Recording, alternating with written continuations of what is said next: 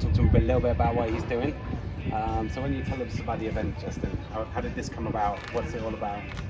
This event came about 5 years ago after coming out of 13 years of substance abuse, hardship,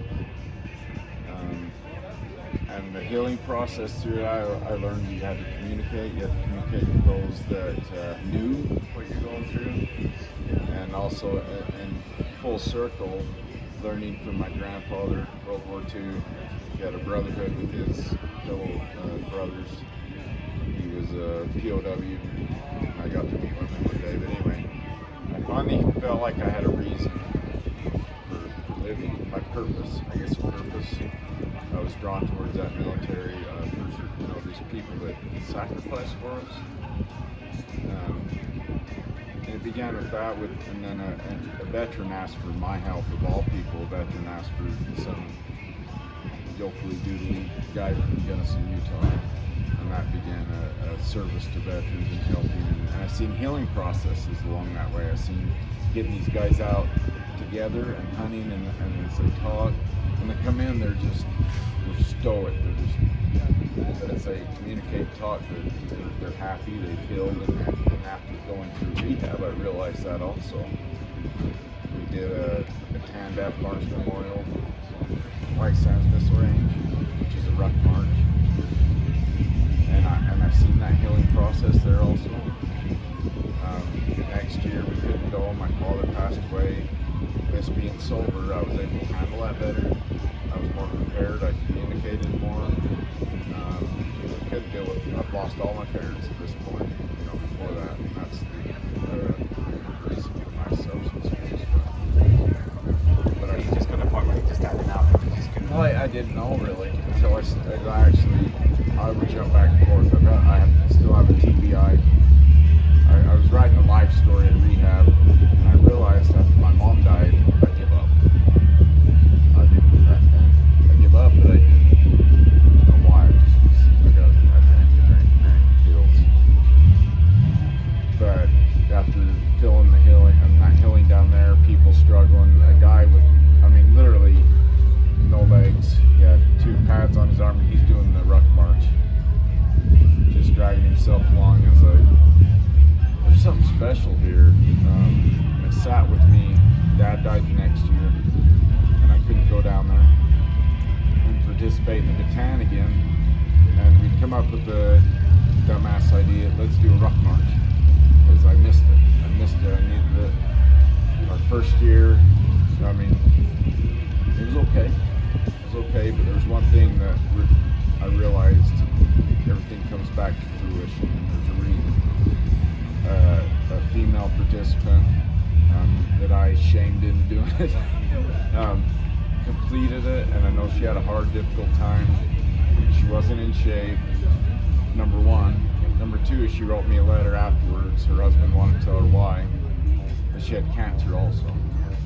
But she told me how much it helped her, and I was like, here's this healing thing again, like we got to do it again, because we do all this, and we raise money, and it's amazing individuals all the way, as you can tell. But that rock march is personal. I want them to realize something they didn't know about themselves, and it should be a strength. It should suck. It should suck. And then that from about 100 yards out in, it's to that point where you're like, and then they realize they did something hard. Their fortitude got them through. They didn't give up, and then they learned something for themselves. And it takes a while after, as they think about this and we think about this. They do anything. You gotta get through hard things and forge ourselves. Feeling excited to be done. Anything we go through in life, we should use them as that forging medium to improve, but also pass on what we've learned others with the same struggles, whether it be addiction, or depression, anything else. I want people to be better than when they arrived. That's the core of it. I'm very grateful for servicemen and women in all aspects, law enforcement, firefighters, veterans. We owe them. We don't live. You live in fear. We don't live in fear. We live on ground that's. So you're talking about the resilience of people, like not giving up when it's a common thing that's something. I mean, this is what brought me to where I am right now. It's just not giving in to fear, and tomorrow's a bad day.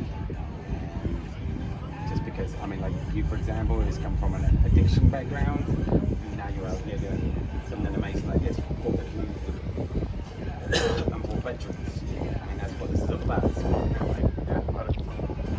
It's sad. I don't want to ever go back. I remember what that dark time felt like. It saddens me to no end that I know people are out there struggling. I don't want.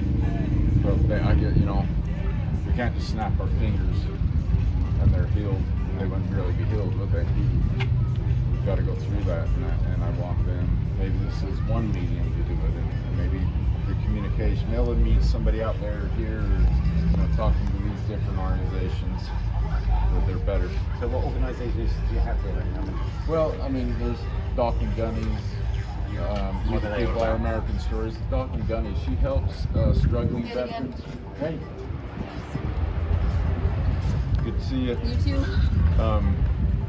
She helps struggling veterans that are in trouble. They're in jail, or we the People Are American Stories shares people's. You should listen.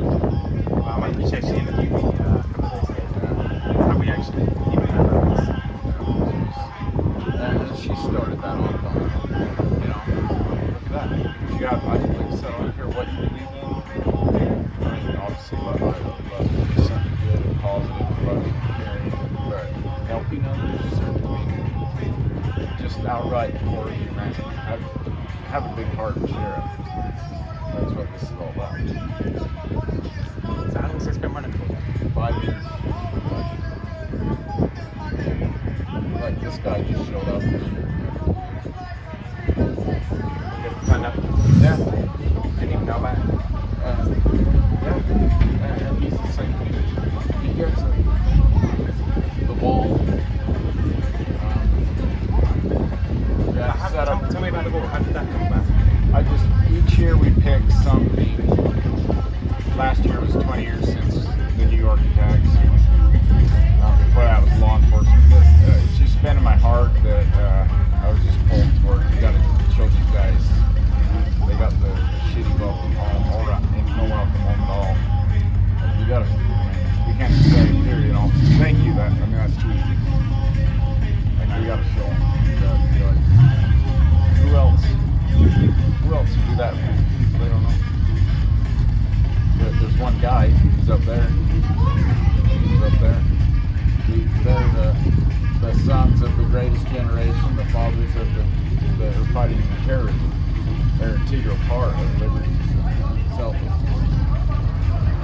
The stories in this wall we've heard and the actions have been phenomenal. There's one lady that was working with us. So, let me ask you this. What? Hold on. When you're talking, talk louder. Because with all of this, if you're facing that way, it like drowns out some of the noise. So, let me ask you this then. What? I've got a few questions for you. The first one is, what does America mean to you? America means to me is freedom. I mean, obviously our cattle start over liberties. We can do whatever we want if we choose to.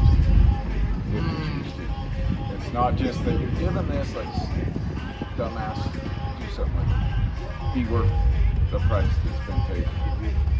It's not just a gift, it's a blessing. Do you mean to say that like Amazon's not going to come like next day, same day, deliver it to your doorstep, ring the doorbell, and send you a picture saying, "Oh, the freedom you wanted, we just delivered that 2 minutes ago. Enjoy." Yeah, and kind of, the price has been paid for, but it's not just. So, what is your concept and idea of what the American dream is? What does that look like to you? The American dream is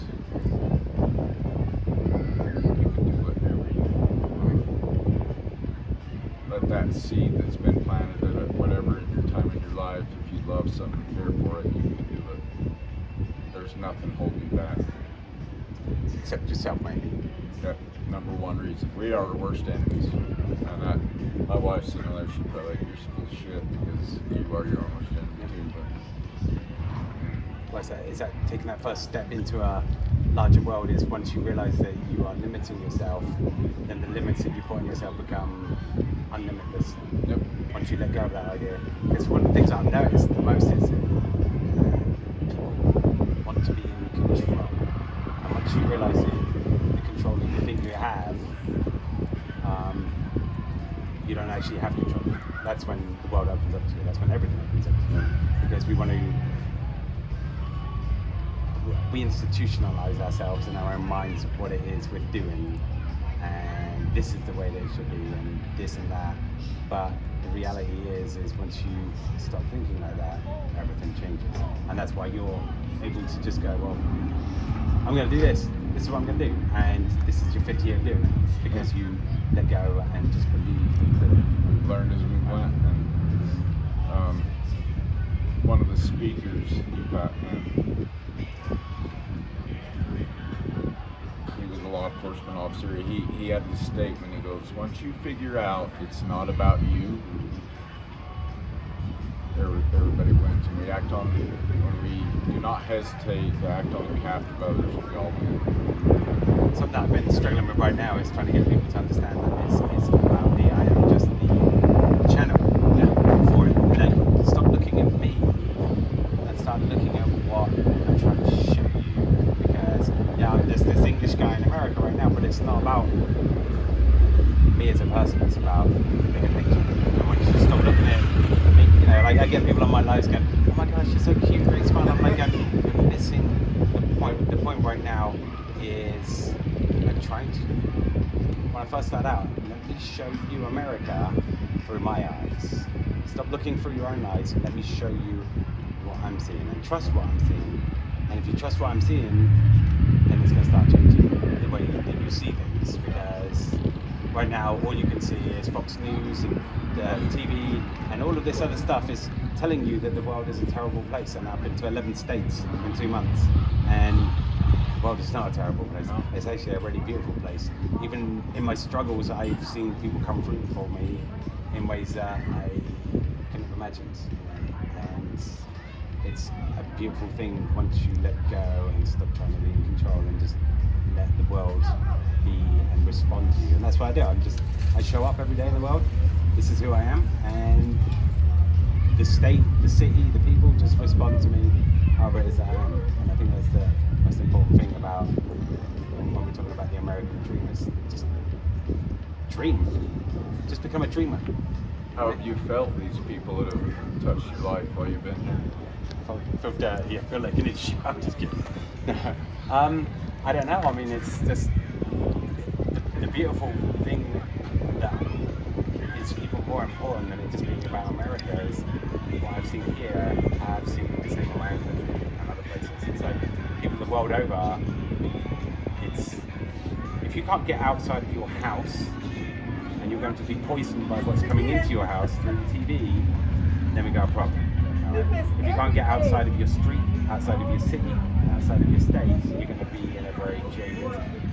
But I come from a world where people are people, and it doesn't matter whether it's America, or it's England, or it's Europe.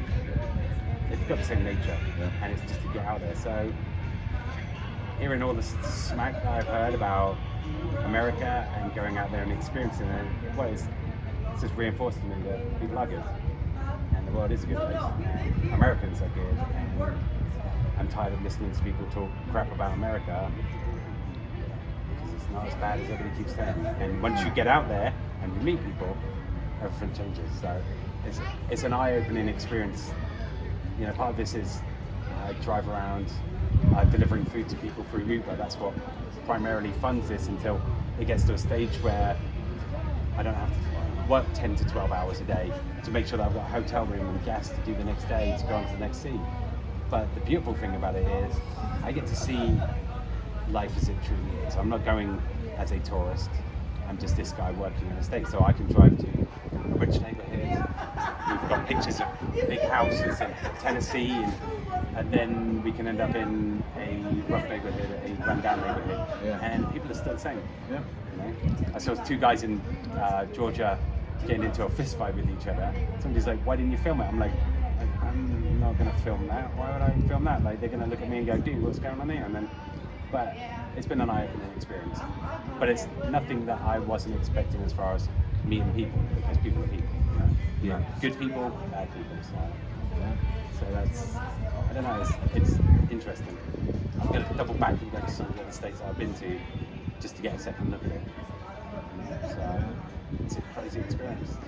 I don't know where it's going, I don't know where it's going to end up. I just know that I'm on this journey right now, and every day's a trip, and I come up with rules and then have to change the rules, or I come up with an idea and at the drop of a hat it can completely change. I can be in one city and by the end of the day being in another city. In fact, we did that. We went from Oklahoma City to Memphis in a day. Like we were, was it Oklahoma? No, it wasn't Oklahoma. It was Arkansas to Memphis, and like we traveled over 3 states in about 3 or 4 days. Because I don't know what to expect.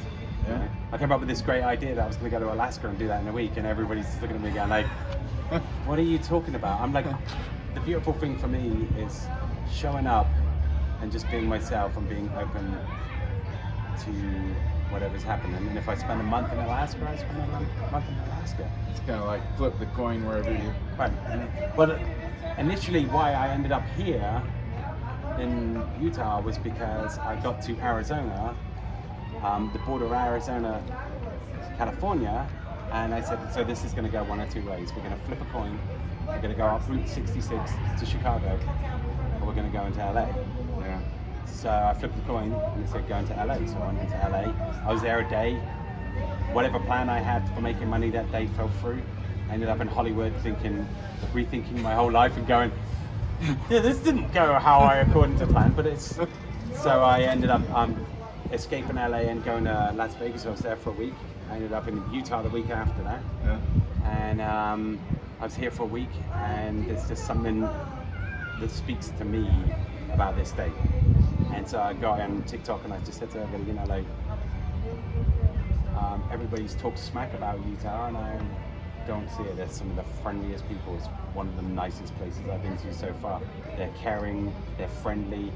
And within 24 hours, Utah responded to me and said, yeah, we are. And I went, and this is exactly, like, you can say what you want about Utah, all right, but I've got the evidence to support that everything that I said in that video is true. They turn up to my lives, and it's a great state with some great people in it. I'm sure that there's some not great people in the state, but for the most part, what I've experienced is just nothing but love from them. And even today, I've got somebody who saw that video today after being on TikTok for a month. Utah loves you, and I'm like, and I love you right back. Yeah. Because You know what it's all about. yeah, and I haven't had the same response from Arizona or New Mexico. This little state, Utah, that everybody rags on and talks about the Mormons and stuff. Yeah. And I'm like, if your biggest complaint is that you can't buy beer on a Sunday, I've got a real simple solution for you. You might not have thought this. Buy it on a Saturday. If that's your biggest complaint about your state, that you can't, well, what about the Mormons? Well, then just don't talk to them if you don't like them and they don't like you.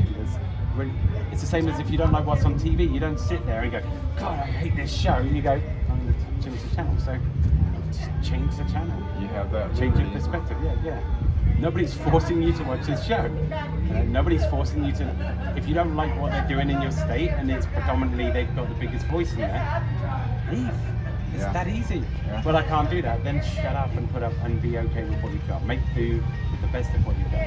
So I love it here. It's a great state, and I get nothing but love every time I come back from here. So Well, that's good. yeah, it's a very eye-opening experience. This tiny little state that everybody talks bad about. It's been one of my biggest fan clubs right now. I sit and listen to you, like I can't help but feel you're one of those people that gets it. You are approachable. Well, here's something I've noticed about being in America. Right? Congratulations. I have a certain amount of grace because, like, if I say something, I wish Alabama, for example, would exercise grace because I got to Alabama. I made a video. I saw this supermarket store called Winn-Dixie's. Yeah. Me being somebody who doesn't know everything about America, I thought that Dixieland was Alabama. So of course, to me, that was absolutely amusing.